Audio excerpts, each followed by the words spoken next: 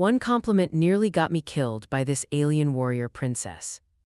Jack Morgan wiped sweat from his brow as he stood in the grand ceremonial chamber of the Kalthori High Court. The alien architecture soared impossibly high above him, crystal spires catching the light of three suns and creating dancing patterns across the assembled dignitaries. After 18 months of negotiation, Earth's terraforming corps had finally secured permission to help restore the Kalthori's dying ecosystem. If he could just get through this one ceremony without screwing up.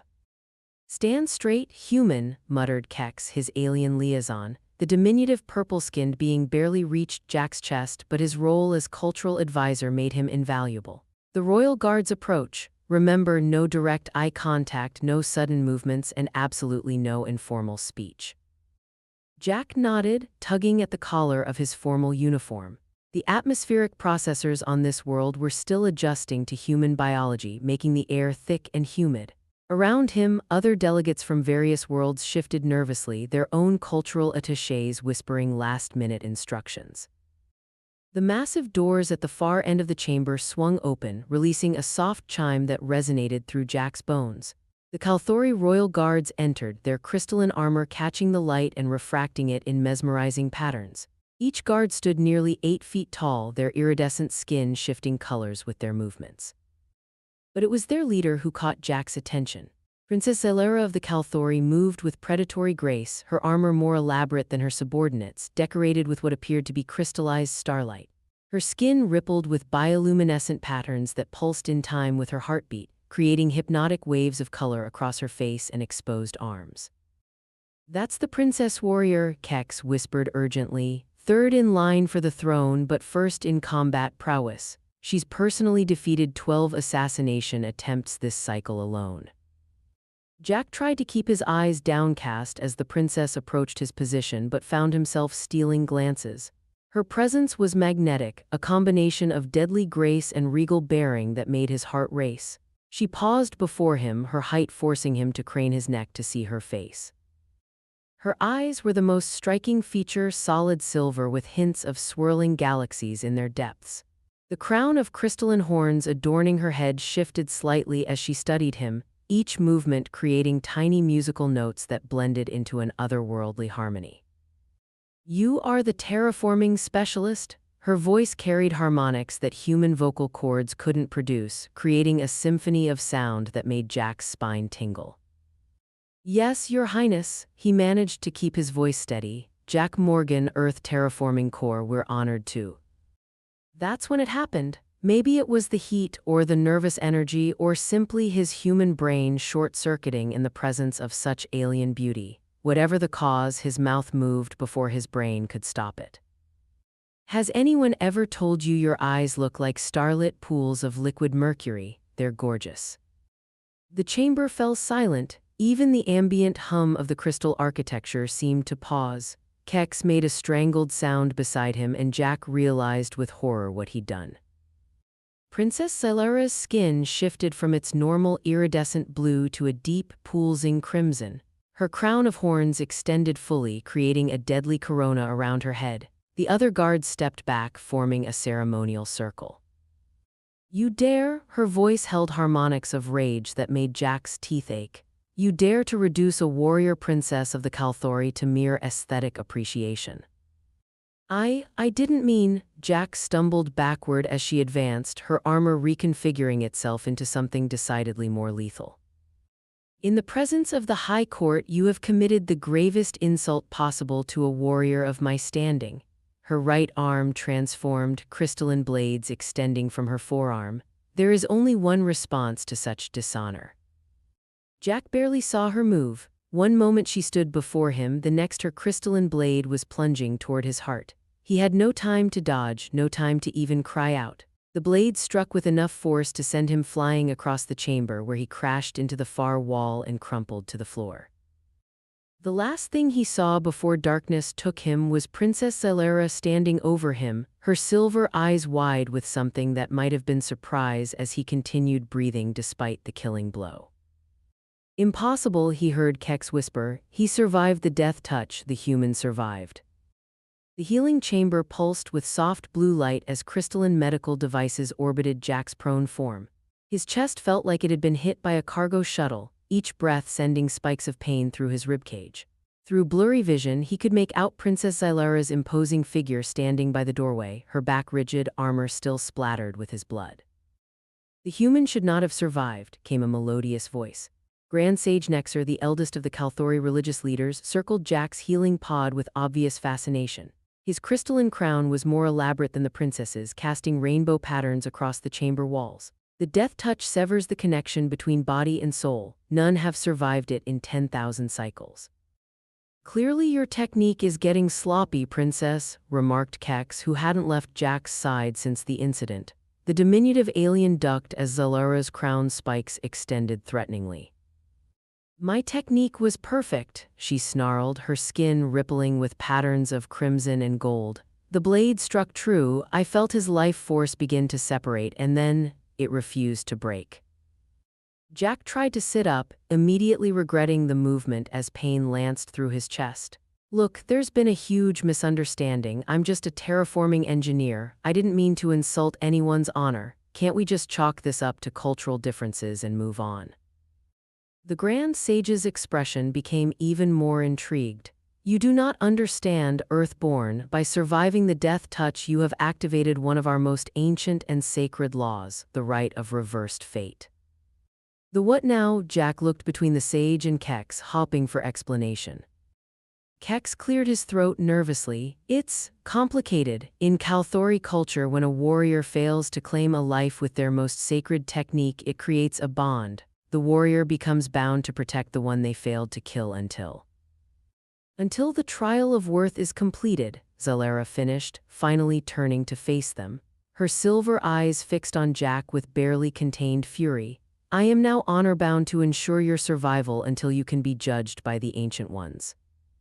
Jack's head spun, and not just from the pain. "You tried to kill me and now you have to protect me. That makes no sense. Many of our most sacred laws emerged from the time of chaos," the Grand Sage explained, his voice carrying harmonic undertones that made Jack's bones vibrate. "When a warrior's ultimate technique fails, it is seen as a sign from the universe itself. The failed killing becomes a sacred bond, transforming hatred into obligation." Xylara's armor clinked as she approached Jack's healing pod. Up close, he could see the intricate patterns shifting beneath her iridescent skin, expressing emotions his human brain couldn't fully interpret. "Until you face the trial of worth at the Temple of the Ancient Ones, your life is my responsibility. Any harm that comes to you becomes my dishonor." "And if I refuse this trial?" Jack asked. The Grand Sage's expression grew solemn. "The trial cannot be refused. It is woven into the fabric of our laws. Without it, Princess Xylara's honor would be forever stained. She would be stripped of her rank, her crown, her very identity among our people." Jack closed his eyes, trying to process this insanity. He'd come to this world to help restore its dying ecosystems, not get entangled in ancient alien laws. How long until this trial? "The temple lies beyond the crystal wastes," Xylara said, her voice cold. 3 days' journey through the most treacherous territory on our world. Few survive the crossing." "Assuming we survive," Jack added, "what exactly happens at this trial?" The Grand Sage's crown chimed softly. "The Ancient Ones will test both of you. If you prove worthy, the bond will be resolved honorably. If not," he left the consequences unspoken. Kex wrung his hands nervously. "The Earth Terraforming Corps won't like this delay in the project. We've spent months negotiating these agreements." "The laws of honor supersede all other concerns," Xylara declared. Her armor reconfigured itself, becoming less ornate and more functional. "We depart for the crystal wastes at dawn. The human should rest while he can." As she turned to leave, Jack called out, "You know you could use my name. It's Jack." She paused at the doorway, her crown spikes extending slightly. "Names are earned, human. Survive the trial and perhaps you will earn the right to hear yours spoken." After she left, Jack slumped back in the healing pod. "Kex, be honest with me. What are my chances of surviving this trial?" The small alien's color shifted to a deeper purple. "The crystal wastes are populated by predators that can shred battlecruiser armor. The temperature swings between burning day and freezing night can kill in minutes. And that's assuming the princess's enemies don't try to assassinate both of you before you reach the temple." "Her enemies?" Oh yes, Kex nodded gravely. Many would love to see the princess dishonored. What better way than to kill the one she's sworn to protect? But don't worry too much, she's the deadliest warrior in 3-star systems. If anyone can get you through alive, it's her. Assuming she doesn't decide to finish what she started, Jack muttered. The Grand Sage's crown chimed a warning tone. The bond is sacred, human. Even contemplating your death now would destroy her. You are bound together until the trial's completion. Her life is now measured by your heartbeats. Jack stared at the ceiling, wondering how a simple terraforming mission had turned into a life-or-death journey across alien wastelands with a warrior princess who'd already tried to kill him once. Somewhere in the distance, he heard crystalline bells tolling, counting down the hours until dawn. The crystal waste stretched before them like a sea of broken mirrors, every shard reflecting the harsh light of 3 suns. Jack adjusted the environmental controls on his survival suit, grateful for the cooling system that kept him from cooking alive. Beside him, Princess Zelera stood unmoved by the blistering heat, her iridescent skin adapting to reflect the worst of the radiation. Their transport, a sleek crystalline vehicle that hovered above the treacherous terrain, hummed with energy. Jack had tried to study its impossible technology, but Zelera had made it clear that some secrets weren't meant for human understanding. "We're being followed," Zelera announced suddenly, her crown spikes extending as she scanned the horizon. 3 vehicles trying to mask their approach behind the crystal dunes. "Assassins?" Jack asked, checking the basic pulse pistol he'd been allowed to keep. It felt woefully inadequate. "Most likely sent by the House of Broken Moons." Her armor reconfigured itself, sprouting additional crystalline weapons. "They've opposed my family's rule for generations. Your survival of the death touch gives them the perfect opportunity to destroy my honor." A high-pitched whine split the air as the first energy blast struck near their transport, sending up a spray of crystal shards. Zelera's reactions were instantaneous. She swung their vehicle in a tight arc, positioning it between Jack and their attackers. "Stay down," she commanded, her voice carrying harmonics of battle fury. "If you die, my honor dies with you." The attacking vehicles emerged from behind the crystal dunes, sleek, predatory shapes piloted by warriors whose armor bore the shattered moon insignia. Energy weapons blazed across the wasteland, turning patches of crystal to molten glass. Zelera moved like liquid mercury, her armor flowing and reshaping itself as she returned fire. Each shot from her crystalline weapons struck with devastating precision, disabling one of the enemy vehicles in a spectacular explosion. "Your aim's improved since you tried to kill me," Jack couldn't help commenting as he ducked another blast. Her crown spikes twitched in what might have been irritation or amusement.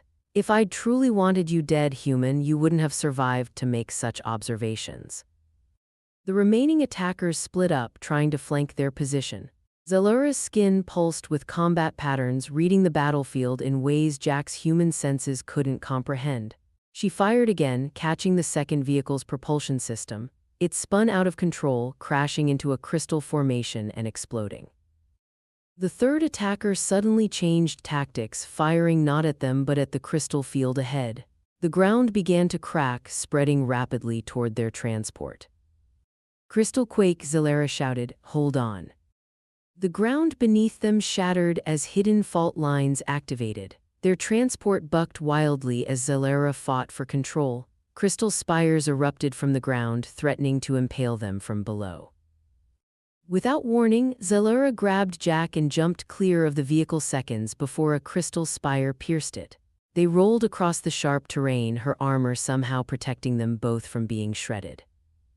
They came to a stop behind a large crystal formation, Zelera's body shielding his as energy blasts peppered their position. Jack found himself pressed against her armor, close enough to see the complex emotions playing across her alien features. "This position is untenable," she growled, her crown spikes fully extended in battle readiness. "We need to reach higher ground." "You could just let me die," Jack suggested, testing the bond between them. "End your obligation." Her silver eyes fixed on him with an intensity that made his breath catch. "Do not speak of your death so casually, human. It is no longer yours to give." Her skin rippled with patterns he'd never seen before. The bond between us is sacred. I would sooner tear out my own heart than violate it. The moment was broken by another explosion, closer this time. The last attacker had dismounted their vehicle and was approaching on foot, using the crystal formations as cover. "Can you run?" Zalera asked, her weapons reconfiguring for close combat. "I thought you'd never ask." Jack grinned, surprising himself with how much he was starting to enjoy this insanity. They broke cover together, Zalera's crystalline weapons blazing as they sprinted between the spires. The assassin was good, but Zalera was better. Her final shot caught them square in the chest, sending them flying backward into the crystal field. As the dust settled, Jack surveyed the battlefield. Their transport was destroyed, they were stranded in the middle of the crystal wastes, and the suns were beginning to set.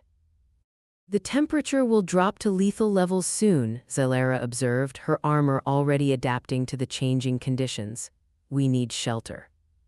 "There's a cave system ahead," Jack pointed to his suit's environmental readings. "Should protect us from the worst of the cold."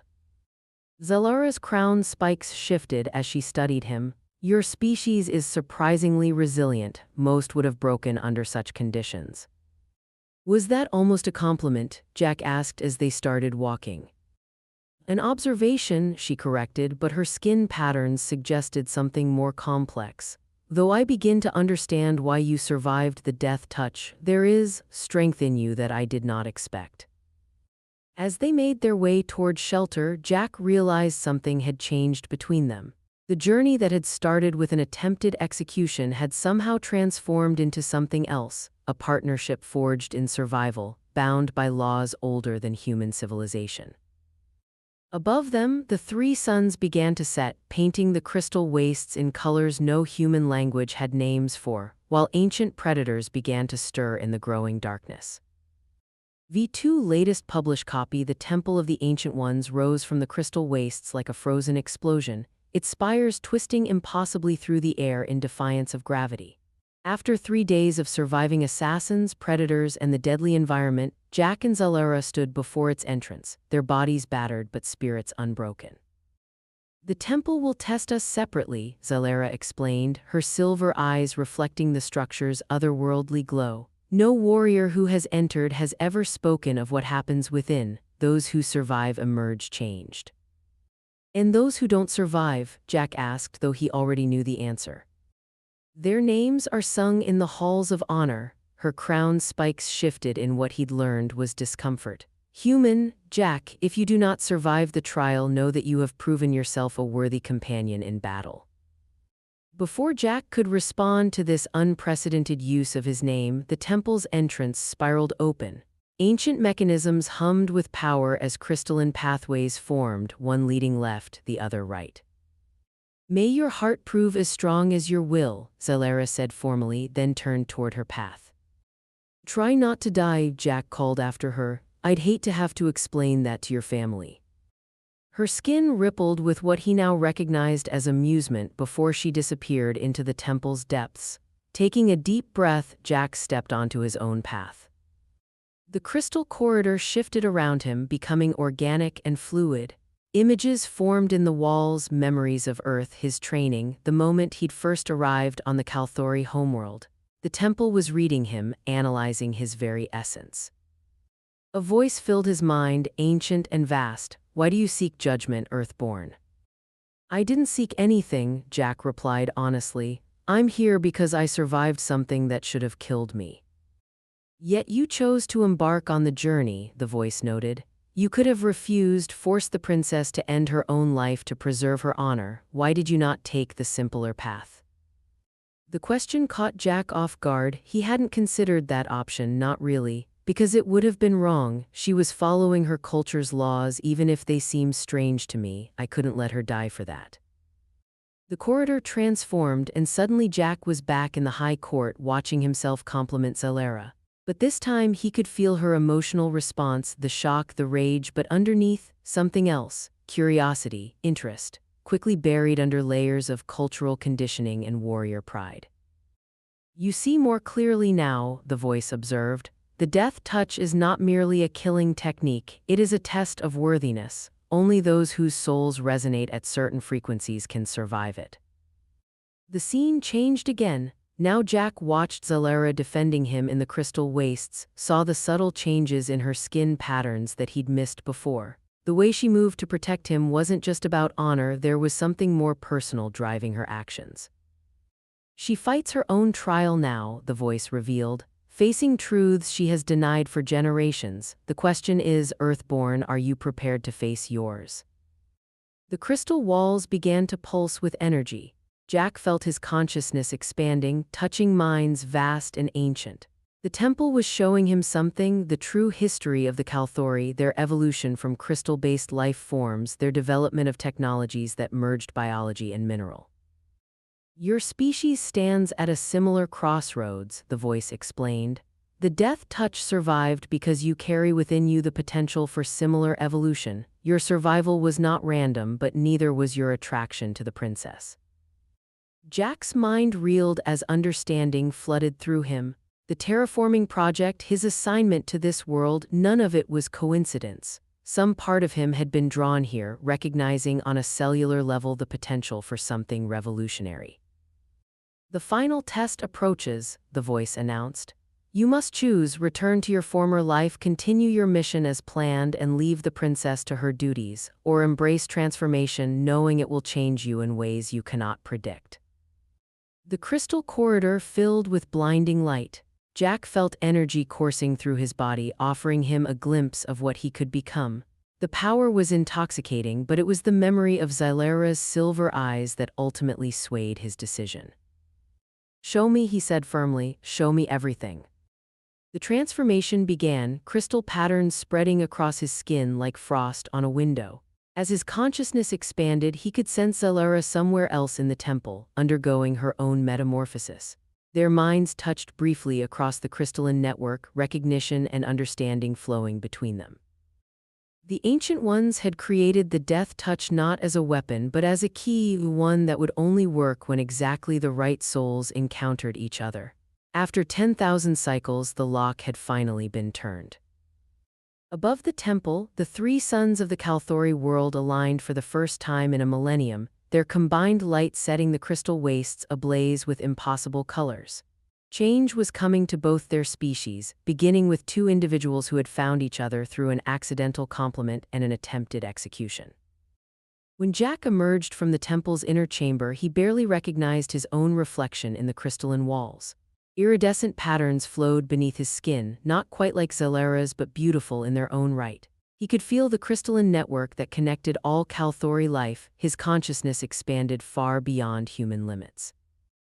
He found Zalera waiting in the temple's central chamber. Her transformation was even more dramatic. Her armor had become one with her body, flowing like liquid starlight. Her silver eyes widened when she saw him, crown spikes extending in surprise. You chose to accept the change, she said, her voice carrying new harmonics that resonated with his altered senses. Few outsiders would embrace such transformation. You don't seem entirely shocked, Jack noted, sensing her underlying emotions through the crystalline network that now connected them. The Ancient Ones showed me truth, she admitted. The death touch was never meant to kill, it was designed to identify those capable of bridging our species. In all our history, you are the first to survive it, and now I understand why. The temple's vast chamber hummed with energy as the Grand Sage Nexer materialized through a quantum portal, his crystalline crown chiming with approval. The trial of worth is complete. Both candidates have passed beyond all expectations. More than past, came the ancient voice that had guided Jack's transformation. They have fulfilled prophecies written in crystal before humans first looked to the stars. Jack stepped closer to Zalera, noticing how their skin patterns synchronized when near each other. So what happens now? I'm not exactly the same terraforming engineer who arrived here. You are more, Zalera said, her formerly rigid posture softening. As am I. The Ancient Ones showed me that our peoples were meant to evolve together. Your terraforming mission was no accident, it was the first step toward a greater transformation. The Grand Sage's crown chimed in agreement. The human survival of the death touch activated changes written into both your genetic codes. You are the first of what both our species can become. Through their new connection, Jack sensed Zalara's remaining uncertainty. Your honor is intact, princess. More than intact, you've helped unlock the next stage of evolution for both our peoples. Indeed, the ancient voice confirmed. The bond between you, once formed by combat, has been transformed by choice and truth. The trial of worth revealed not just individual worthiness, but the worthiness of your combined potential. Zalara's skin rippled with complex emotions as she turned to face Jack fully. When you first spoke those words in court, calling my eyes beautiful, I reacted as my training demanded. Now I understand that you saw truth I had denied, that beauty and strength are not opposing forces. So if I were to compliment you again, Jack asked, a smile playing across his crystalline-enhanced features. I would consider it an honor freely given, not an insult to be avenged. Her crown's spikes shifted in what he now recognized as affection, though perhaps we should practice such exchanges in private to avoid shocking the court. The Grand Sage raised his hands, crystal energy flowing between them. By the authority of the Ancient Ones, I declare the trial of worth complete. The bond between you is transformed from one of obligation to one of choice. What will you do with this new beginning? Jack looked at Zalara, sensing her thoughts aligning with his own. The terraforming project needs both of us now. My human perspective combined with Kalthori crystal technology could restore this world to more than its former glory. And perhaps, Zalara added, her silver eyes gleaming, show both our peoples a path toward a shared future, one where strength and beauty, honor and heart are not separated by cultural walls. The temple's crystal walls pulsed with approval as Jack and Zalara stepped toward the exit together. Behind them, the ancient voice spoke one final time. From death comes life, from combat comes peace, from misunderstanding comes unity. Go forth and show others what you have learned. Outside, the three sons of the Kalthori world painted the crystal wastes in colors that Jack's new senses could finally fully appreciate. His hand found Zalara's, their crystalline patterns synchronizing at the touch. You know, he said thoughtfully, for someone who tried to kill me at our first meeting, you've turned out to be quite an amazing partner. Zalara's crown's spikes chimed with laughter, a sound that would have once been considered unfitting for a warrior princess. And for a human who couldn't understand basic cultural protocol, you've become, she paused, searching for the right words, quite beautiful yourself. Together, they began the journey back to the capital, their transformed bodies glowing with shared power.